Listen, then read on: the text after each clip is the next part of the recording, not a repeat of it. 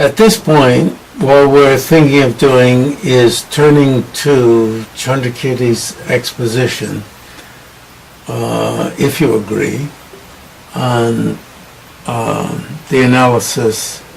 It's called the analysis of going and coming.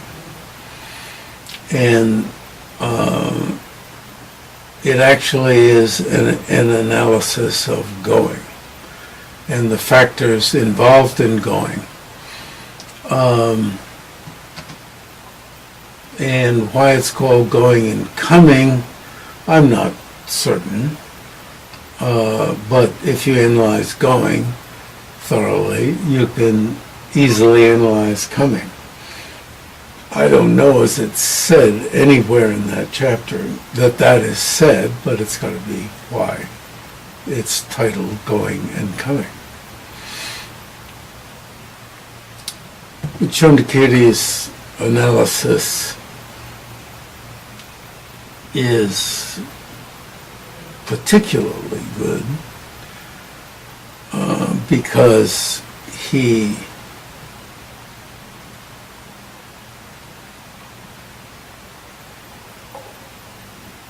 gives very nice transitions between the several types of analysis in the chapter, and within each analysis describes them very well.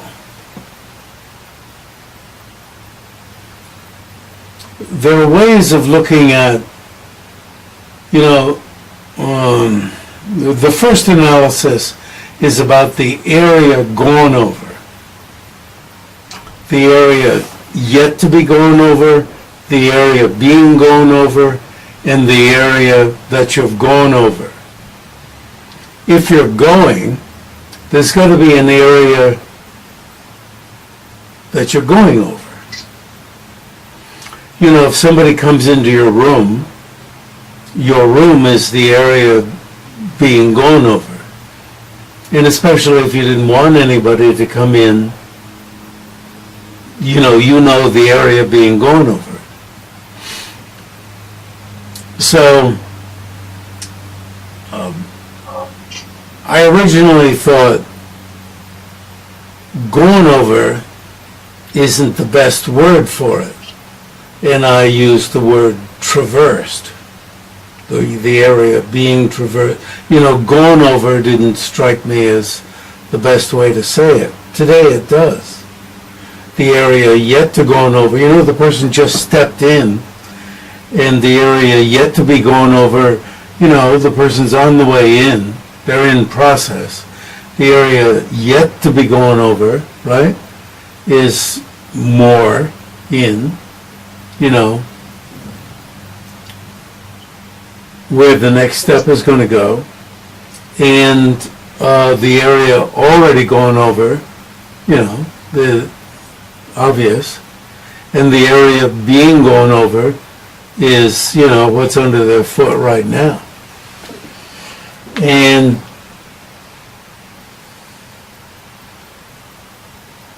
if you want to say the area gone, the being gone, and then what would you say for the area yet gone? Or in English to have to say, think about it some right now. The area being gone over, over seems to be needed.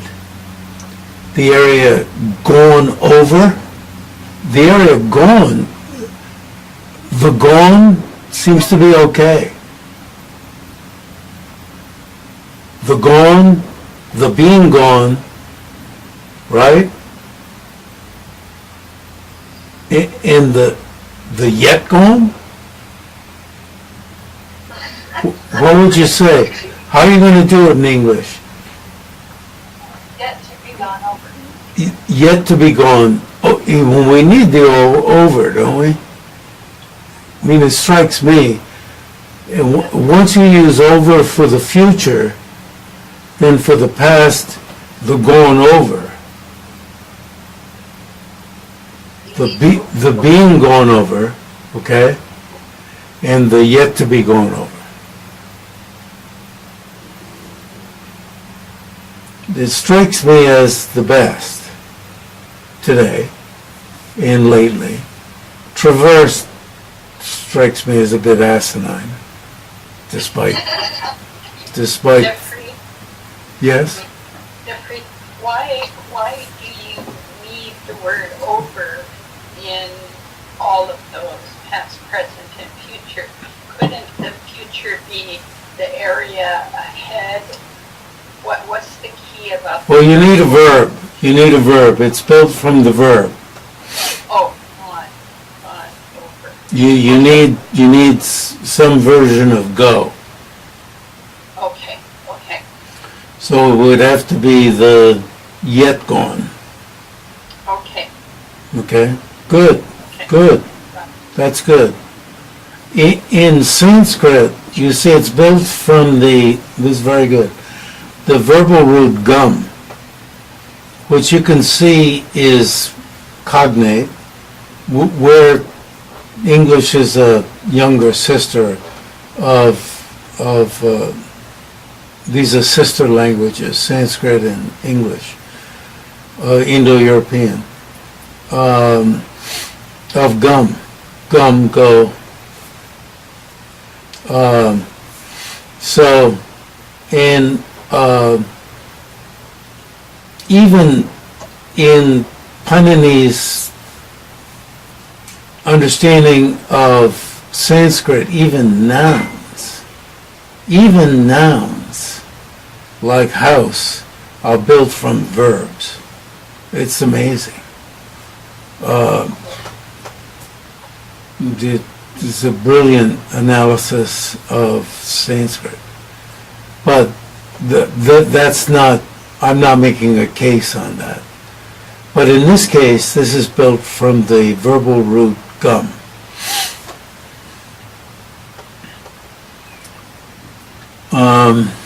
That's good. So, we don't need traversed. The younger Jeffrey felt that was needed. But you see the traversed, the yet to be traversed, and the being traversed. You didn't need, you see the traversed, the tra did the over. He was pretty clever. But clever beyond what was needed. Sticking with the basic word go has more punch. Clever beyond usefulness.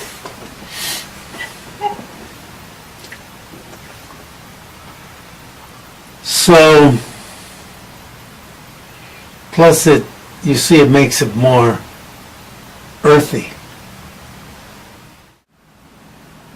The second chapter, this is Chandrakirti's commentary on the second chapter of Nagarjuna's treatise on the middle.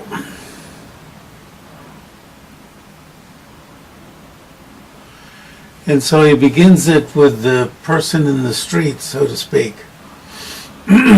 which is one of the great strengths of his commentary. And the person in the street says, non-cessation and so forth have been established as qualities of dependent arisings. And in other words, through the refutation of production in the first chapter. In other words, in the first chapter, O Nagarjuna and Chandrakirti, you've refuted production. So this has established the absence of cessation, and all of the others, which includes going and coming, as qualities of dependent arisings. You know, in that first stanza, Nagarjuna says, whatever are dependent arisings lack these 8: production, cessation, going, coming, sameness, difference, and so forth. Why am I shouting? I'm shouting so that everybody will sit still.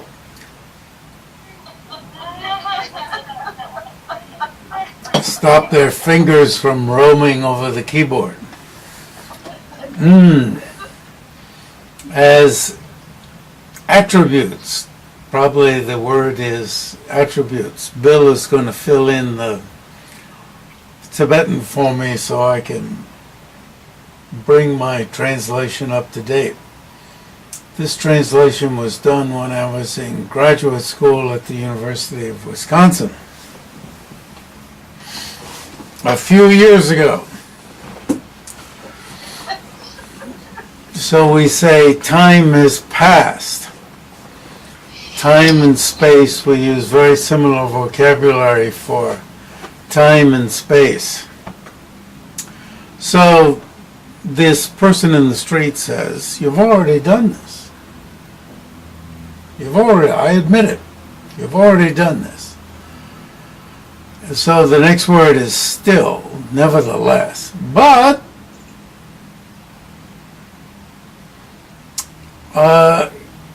I want some separate proof about going and coming.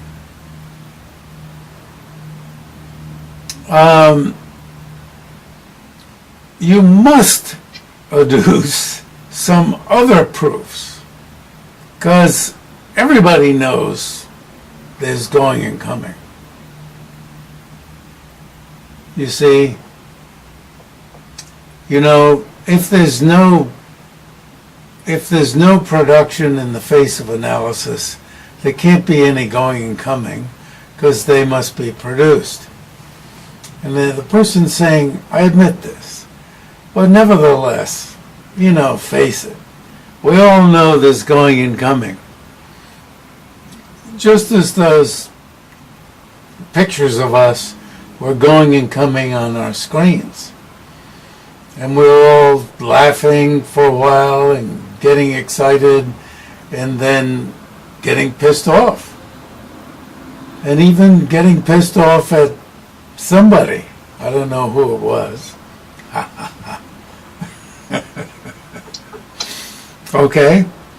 And then, when you get pissed off, one thing leads to another.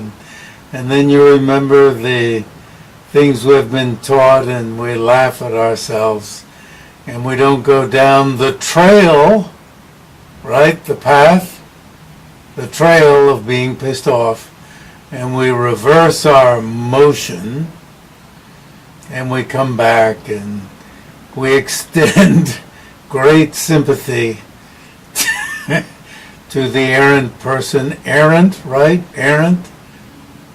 The person who went down that path. And blah, blah, blah. The path of wandering. Wandering, fingers. The fingers wandered here and there. Went here and there. And then you notice she's got her fist clenched. She stopped.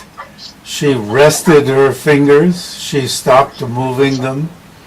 Right? She desisted from going. And she came back with her fingers.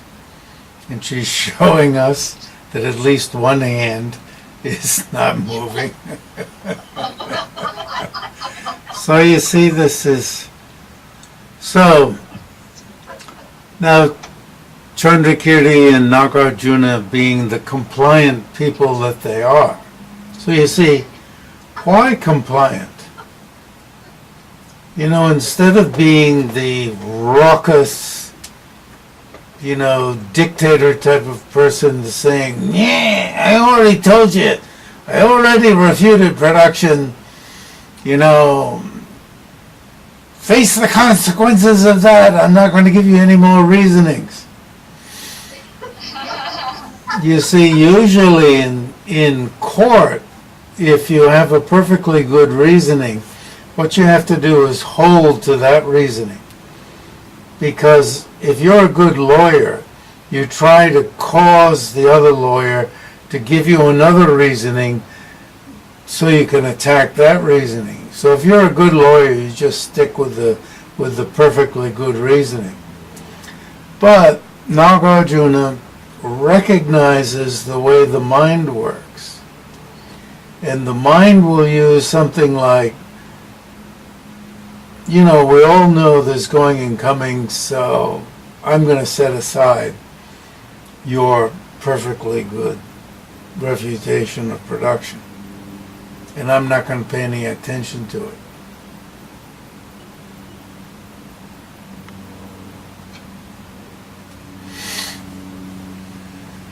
I mean, it's really worded this way, you see.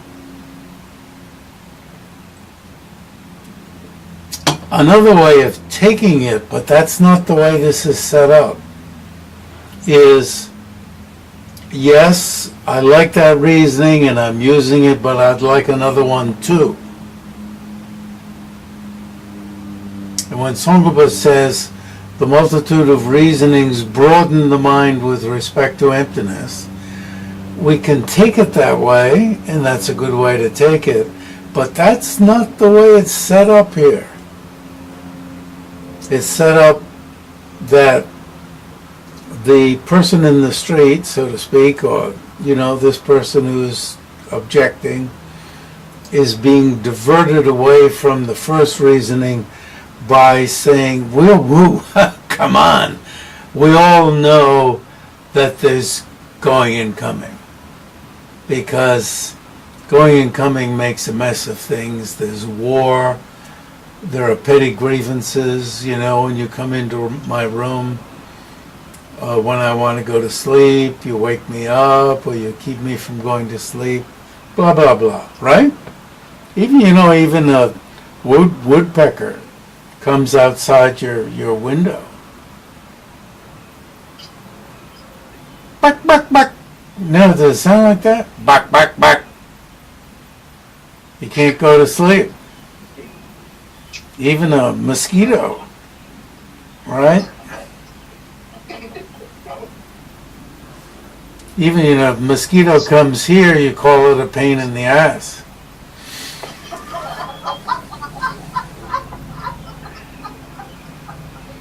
You say, are you going to tell me a woodpecker didn't come outside and peck right on the wooden shingles? Are you going to tell me? Are you going to tell me you didn't leave the screen door open last night and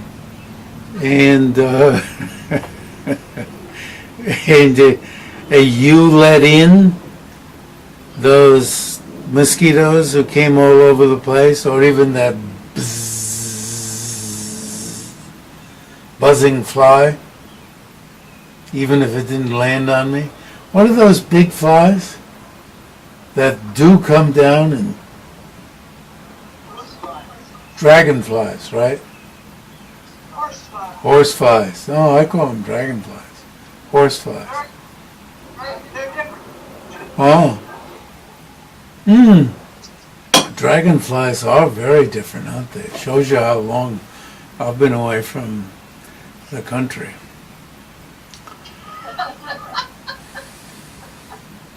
So the answer is, if there were a definite, if there is, is a little hard to know how to.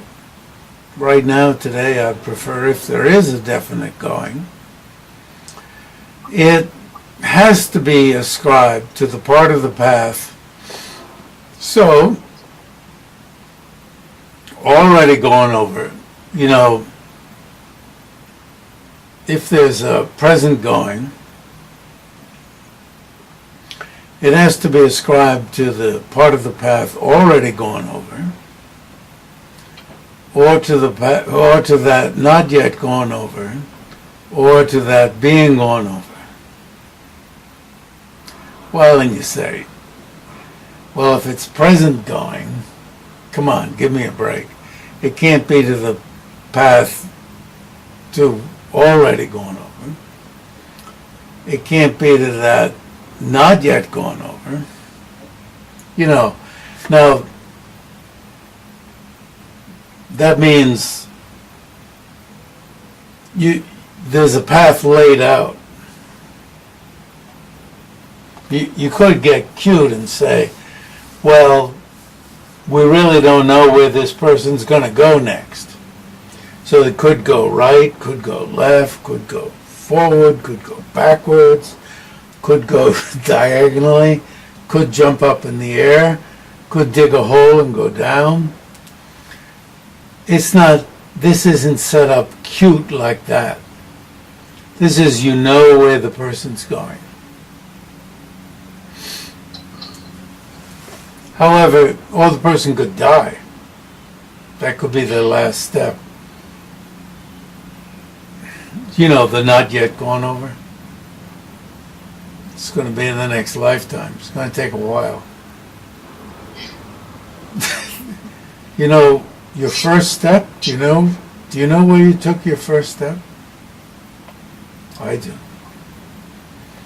I walked to my father.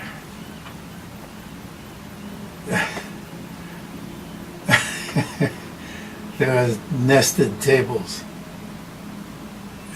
And I walked toward him from the area where the nested tables were. However, going is not feasible in any of these cases. In any? Give me a break.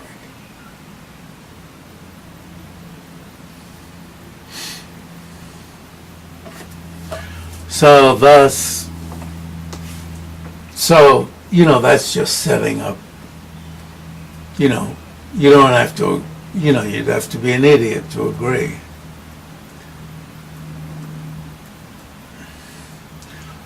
Thus, Nagarjuna says, so that's the perspective of the stanza, but it can't be my perspective, because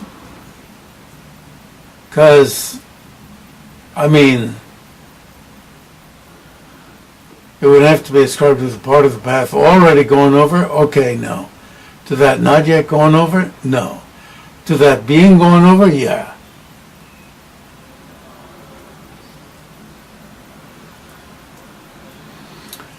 So, Nagarjuna says, respectively, and as Chandrakirti says, respectively, which is Tavad. Tavas chaptena cha pratisheda kramam darshyati, which I'm not reading. There's not that much that still sticks in my mind from the Sanskrit, but I was going to get out the Sanskrit book before we began, but I've been collecting everything since yesterday morning and didn't get around to opening that up. I found that the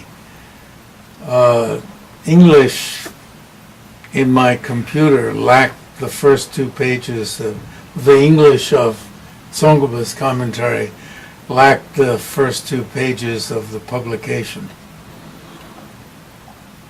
And then blah, blah, blah. I won't go through the travails of yesterday. So, respectively indicates a series of negations. This word tavat in Sanskrit, reshik in Tibetan, and respectively means one by one. Reshik for the time being, but respectively. The gone over is not being gone over. The not yet gone over is not being gone over. A being gone over, separate from the gone over and the not yet gone over.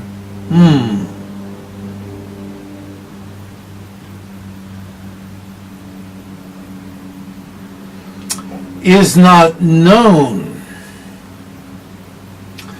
Well, this word known is still is not being gone over. It's the same word. Now, all three commentators, Buddhapalita, Bhavaviveka, and Chandrakirti, take this third being gone over, is not being gone over, as a pun. They take the Sanskrit word gum here. Well, Chandrakirti takes it as known, is not known. As I remember, Buddhapalita and Bhavaviveka take it as is not apprehended, which is the same as, excuse me, is not known. It can be translated as is not known.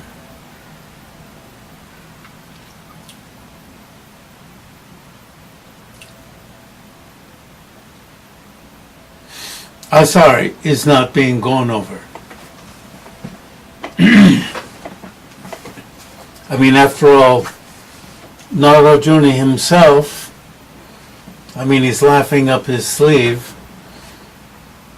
According to his commentators, he's playing on the pun of gum being used both for go, which is gum and go are cognates in these sister languages, Indo-European languages, Sanskrit and English.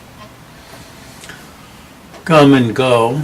Do we use go for know and apprehend? Even in the hip language of today? Yeah, when we say go for it, man, go for it, means find out, do it. Find out? No, find means understand, realize. Okay. So, the first sentence you understand, the first sentence of commentary. And really you should, stand up and, when you're standing, when you're walking, stop and look behind yourself, behind your foot, and say, yeah, I just came from there, and that part of my, what's another word for path? That part of my trip is the gone over.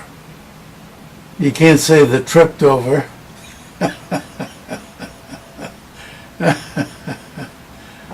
Really, you got to bring it to life.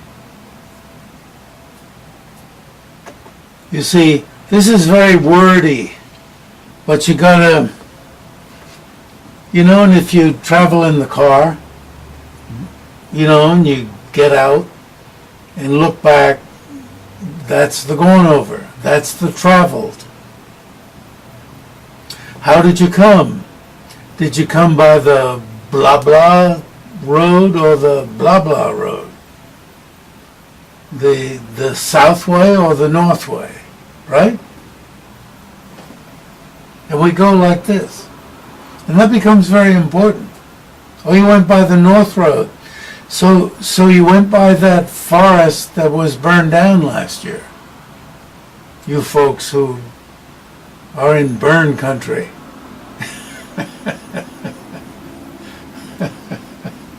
Isn't it crazy? We live in these lands that are regularly burned down. They don't get taken care of, so it's just expected to be burned down, and then a whole lot of money is spent to quell the fires if they can, or it's expected that they're going to burn, and they're going to pour water fruitlessly or or to what percent fruitlessly.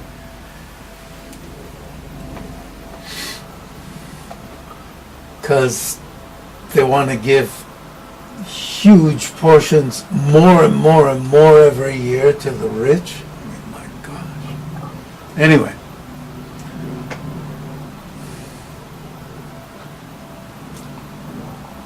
But that's the path going over. And then you say, but we're going to go home by the southern route. Because we prefer to see a few trees. Or where the fire didn't hit. And we go like this. That's what we're yet to travel, and then after we get home, it will be the traveled. And even though that vocabulary is a bit, that's the way we went, we will have gone.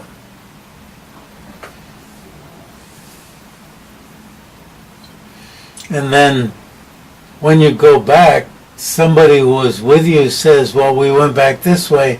You said, no, we didn't go that way. And you go like this. We didn't go that way, we went this way.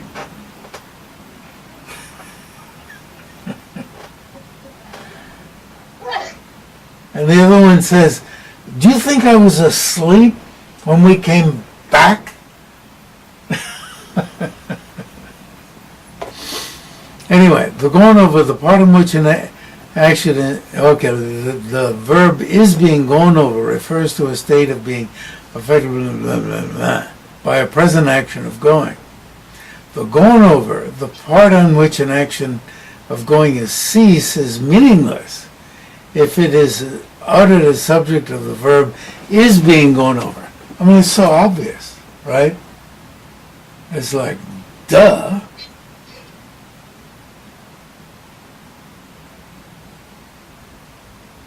Which indicates a partaking of a present action of going.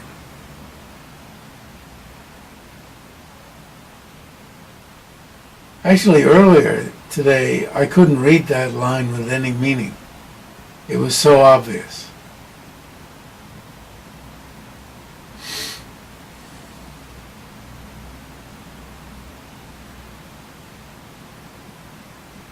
Therefore, that the going over is being gone over is not feasible. All right. You don't have to beat it into me. But you have to realize when it's just the going over, that the going over is being gone over is not feasible. It's not logically feasible. And then we already know that respectively indicates a series of refutations. In this case, refutations. Because of the context. Respectively doesn't always mean that. It's used in many, many contexts. The not yet gone over is also not being gone over.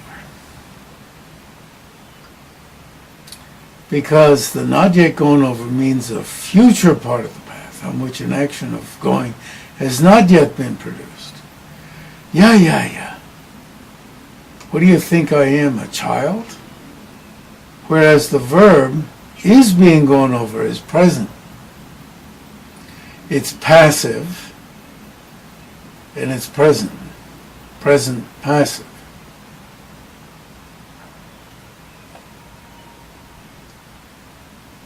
Because of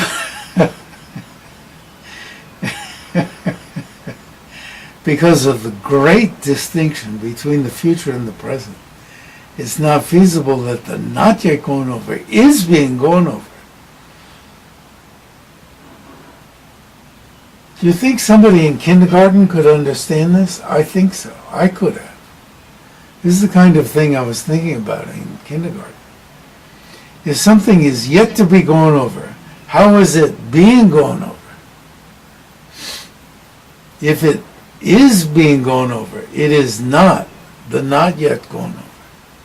This is really appealing.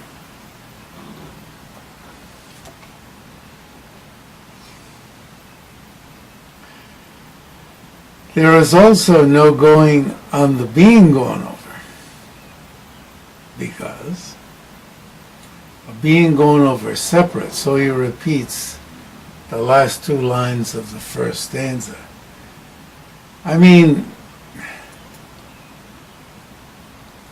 Nagarjuna had a great sense of humor.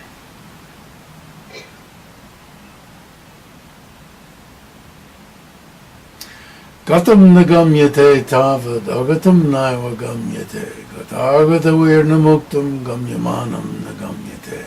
There are many ways of reading the Sanskrit. If you stumble upon somebody making it more sing-songy, that's one way of reading the Sanskrit, really good way of reading the Sanskrit. But there's also a more George Hart, who studied with a Indian Pandita in Sanskrit. They spoke Sanskrit with each other. Used to read it more the way, I learned it. I'm speaking the way he read it to me,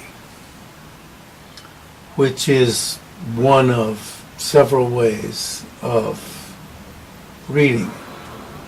It's more like reading it according to its meaning rather than singing. Both are valid.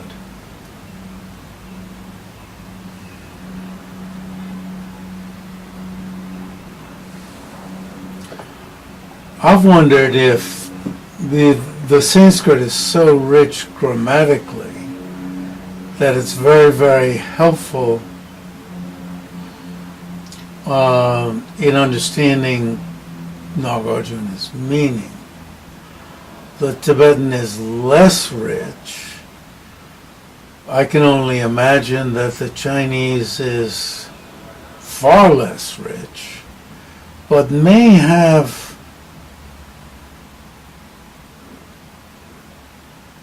an impact because it's not relying on grammatical endings. And it would take you out of thinking that this is a grammatical word game. The Sanskrit might lead you into thinking it's a grammatical word game. And many, many scholars have taken this to be a word analysis, whereas it is a thing analysis.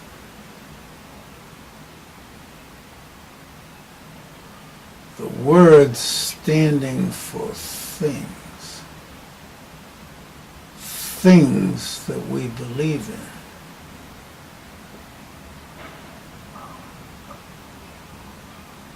And when you read scholars' analyses of what Nagarjuna is doing,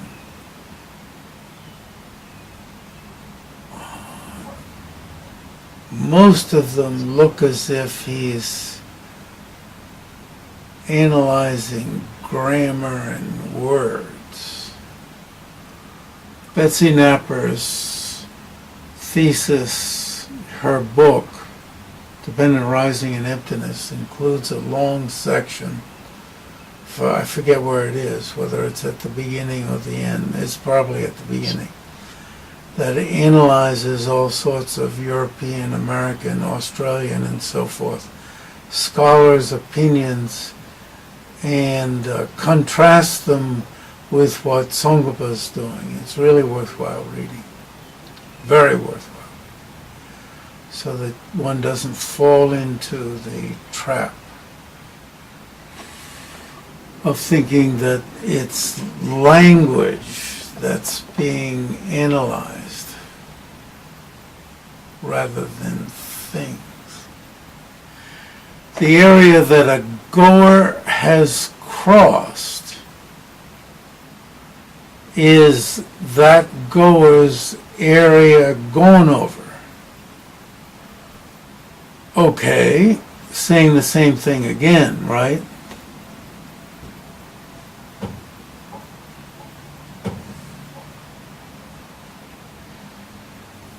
I went from the dining room to here, having just enough time to do the final setup.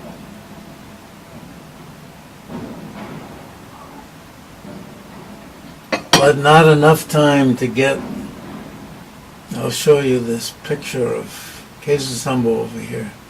You see, he's just kind of like looking in this window.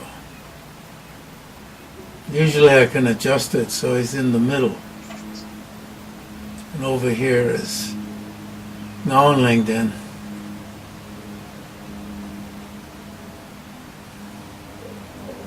But I couldn't move the pictures this morning. They wouldn't move. Had to give up.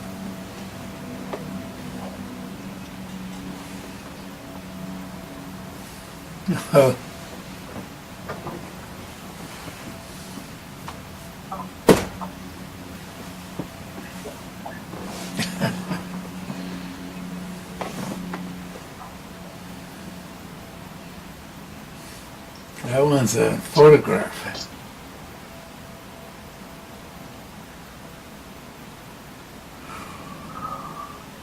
Also, the area that a goer has not yet crossed is the goer's area not yet gone over. All right. It's interesting how Chandrakirti has patience, much as Nagarjuna would repeat things for me. We do not see another third part of the path that is different. You see, when you stop, you're standing there. You stand up and you look behind you. You say, that's the area going over. You look in front of you. You say, that's the area going over. And then you look under your foot and you say, that's the area going over. Being gone over. Right? Now this is the one that Nagarjuna is hitting now. Because that's the one that's under your foot. And Nagarjuna just says, there ain't no such thing. You're looking down there and you're saying, that's the area being gone over. And he just says, there's no one that's separate from the area already gone over and the area yet to be gone over. And you say, yeah, there is. I just pointed it out for myself. Behind the heel is the area going over. In front of the toes is the area yet to be gone over, and the area under the foot itself. Between the toes and the heel, that's the area being gone over. And that's a slap in the face to you, Nagarjuna, Chandrakirti, whatever. That's the area I'm presently going over. And now I'm going back to bed.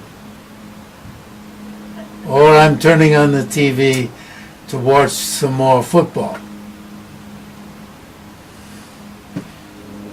Or for you poor people in America who call it soccer, as if it's not played with your foot and your poor head. I think I told you I was captain of my soccer team, but I refused to head the ball because I knew it was harming my brain. But anyway, we didn't call it football since the big guys had captured the name football for their game. We do not see another third part of a path that is different from the rest. Since this is so, the being gone over is not known. Like screw you. The part under my foot is the being gone over. Is not known. Gamyate means is not cognized. Thus, there is no being going over, and therefore it does not partake of an action of going. It is not being going over. Consequently, there is no going of being going over.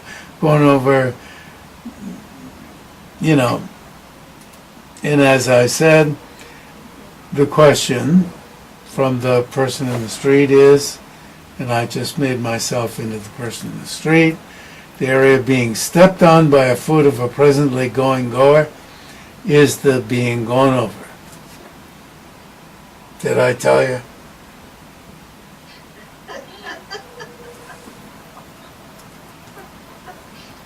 Thank goodness for Chandrakirti, standing up for us. I should have a beer here. FIFA used to have it in the contract that you had to sell Budweiser.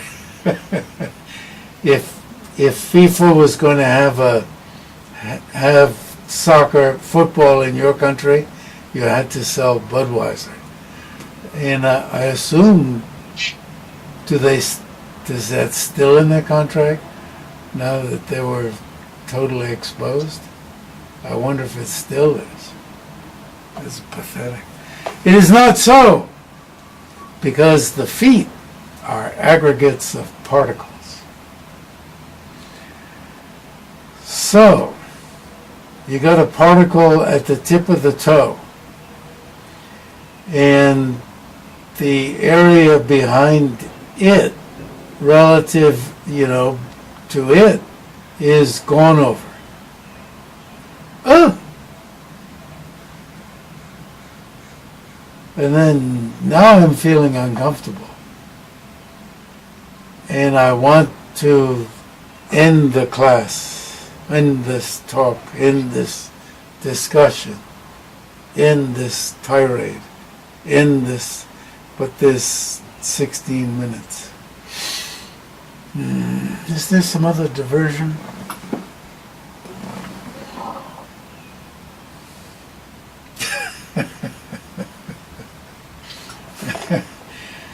The area, in terms of that particle at the tip of my toe,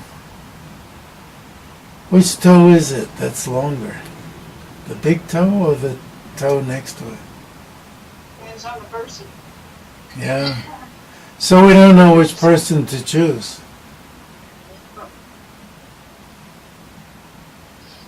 Shall we do take a poll of the people of this planet,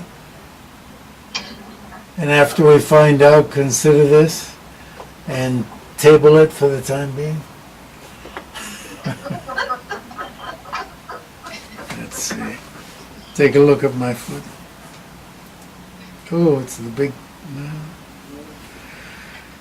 something to divert myself. Maybe I'll get a phone call.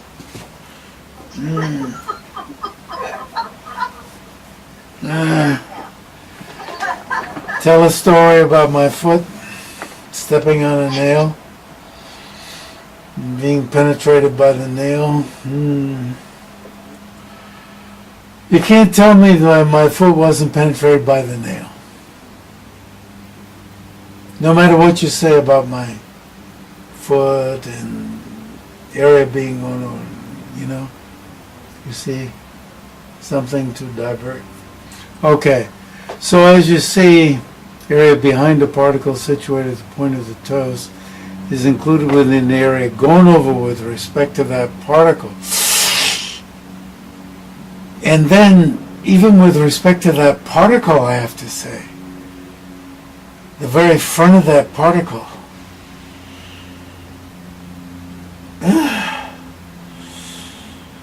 with respect to the very front of that particle,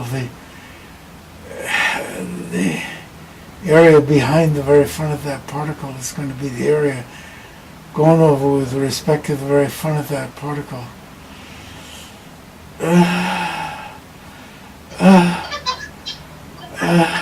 Trying to divert myself with the pain of pinching my ears.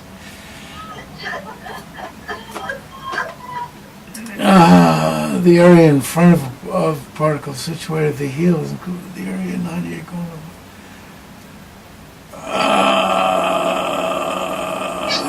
Since there is no foot separate from its particles, there is no being going over separate from the going over and not yet going over.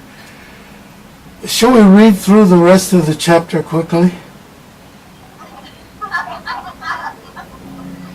And go on to the next chapter? I think the next chapter might be more interesting. Now, you want to come back to what we've already gone over, which is that Christian wisdom locked in outer space.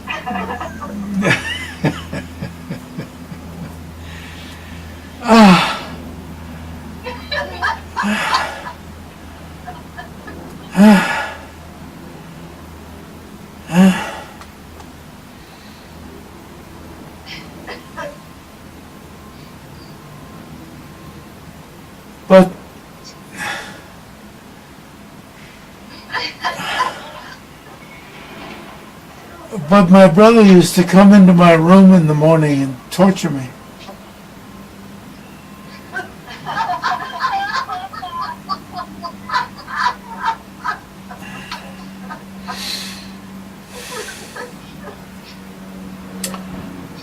Since there is no foot separate from its particles, there is no being over separate from the going over and not yet going over.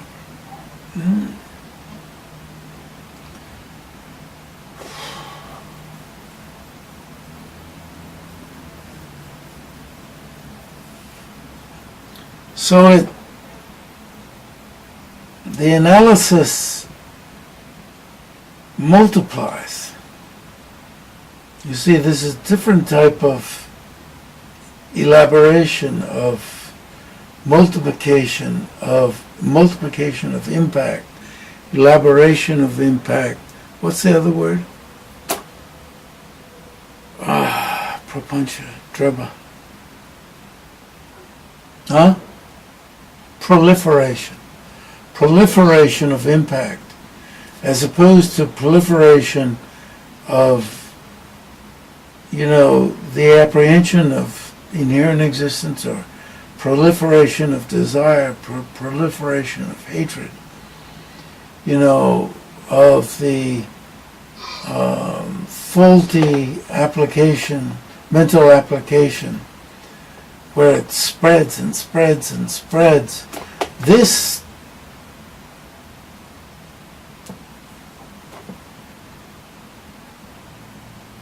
spreads. It's fantastic.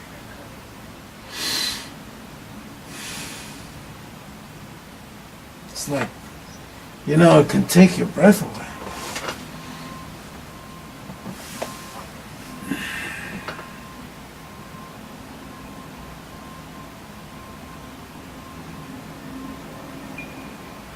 So as it says here, just as the foot is analyzed, so its particles should be analyzed. So you see it.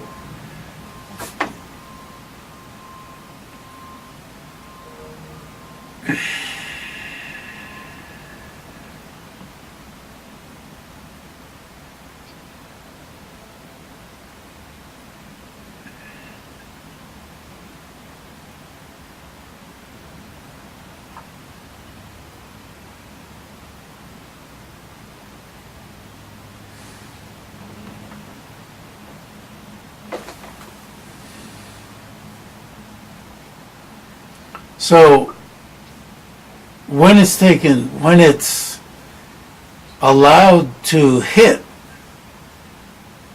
then this is sufficient to hit.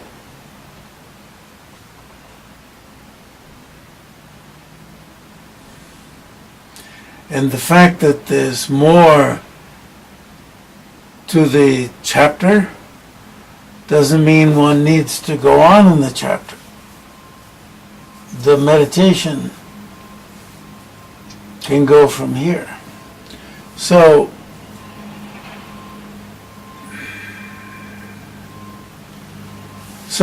there's going to be another person in the street, who's just, shall we say, really fucking obstinate in one way. You know, who's, in one way, you have to say, not allowing it to be hit.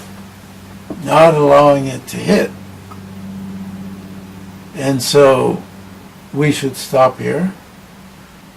And as much as one can, allow it to hit and multiply. Allow